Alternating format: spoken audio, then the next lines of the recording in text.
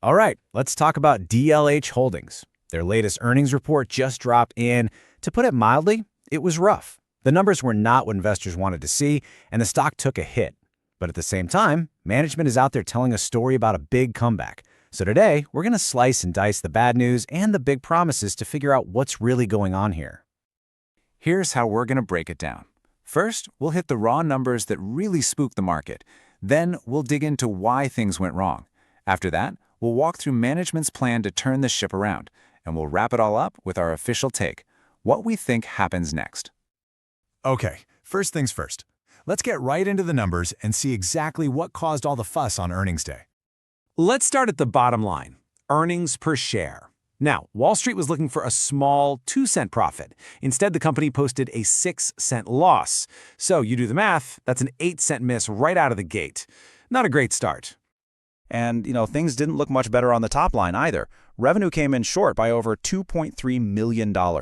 So a miss on both the top and bottom lines. But here's the number that really tells the story. This wasn't just about missing a quarterly target. We're talking about a real, significant contraction. Revenue actually shrank by almost 16% compared to the same time last year. The takeaway is simple. The business is getting smaller right now. So how did the market take the news? Well, pretty much how you'd expect. The verdict was swift. The stock got hit, dropping over 3% when the numbers came out, and a lot of shares changed hands. That tells you investors were paying attention, and they were concerned. And that one-day drop is just part of a much bigger picture. I mean, zoom out and look at the last year. Wow. DLH is down nearly 22%. Now, compare that to its peers in the small cap index, which are up over 8%, or the broader market, which is up 15%. This isn't just a bad quarter. This is some serious, prolonged underperformance. So the numbers are what they are. The bigger question is why? What's actually causing all this pressure? Let's peel back the layers a bit. Well, management pointed to a couple of things, but the real issue, the core problem, is that some of their key government contracts are now being set aside exclusively for small businesses.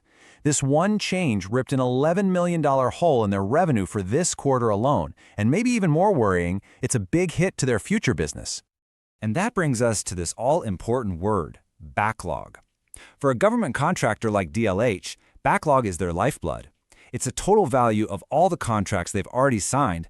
It's their guaranteed revenue for the future. Well, their backlog shrank by over 25% in a year. For investors, that is a massive red flag.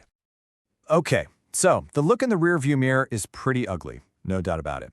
But the entire earnings call was really management's attempt to get investors to look forward through the windshield. So let's check out their case for a turnaround. This really gets to the heart of the debate over DLH right now.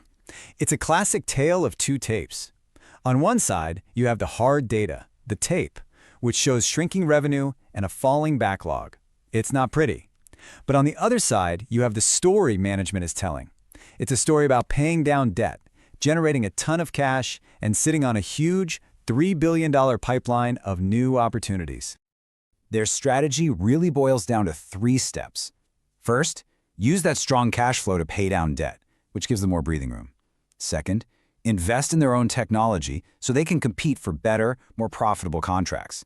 And third, and this is the big one, they have to start winning again. They need to turn that massive pipeline from a possibility into actual signed deals.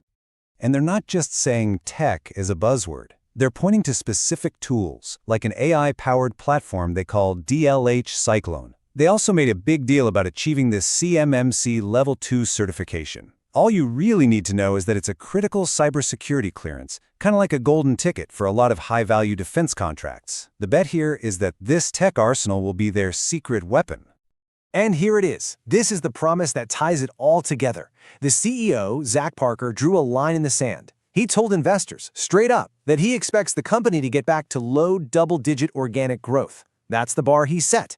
Now he and the company have to clear it. So you've got the bad tape and you've got the hopeful story. Which one wins out? Let's get to our final analysis. And it really all comes down to this one simple question.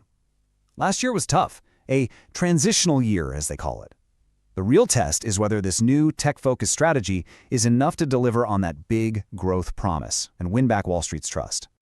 So here it is, our official prediction for the next call. We think revenue will still be down compared to last year, but we'll be watching for a small improvement from this quarter. That would be the first green shoot.